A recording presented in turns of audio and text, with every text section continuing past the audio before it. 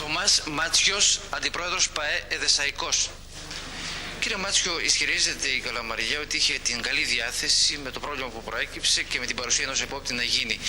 Όμως ο Εδεσσαϊκός ήθελε να τηρηθεί ο κανόνας με την παρουσία των δύο και την κλήρωση. Έτσι λοιπόν δεν έγινε το μάτι.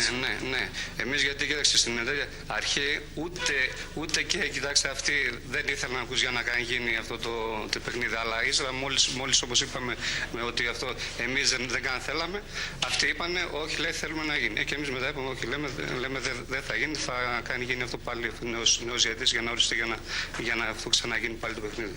Δεν έπρεπε να υποχωρήσετε και οι δύο δεδομένου ότι δεν σας επιτρέπουν και οι αγωνιστικές, υπάρχει το κύπελο, όλα αυτά? Όχι, δεν πειράζει, δεν μας πειράζει. Ας γίνει όποτε θα κάνει εξορίσει πάλι η αυτή η ΕΠΑΕ. Έτσι λοιπόν ότι ο Εδεσσαϊκός στην αρχή ήθελε, αλλά από την πρώτη άρεση της Καλαμαριάς.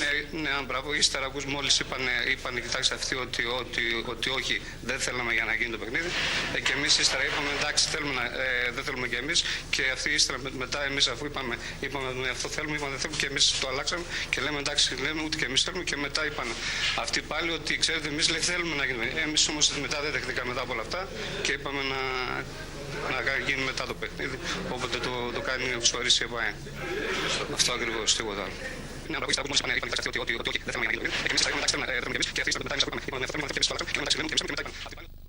Ναι, μπράβο. Ύστερα ακούς μόλις είπαν κοιτάξτε αυτοί ότι όχι, δεν θέλαμε για να γίνει το παιχνίδι.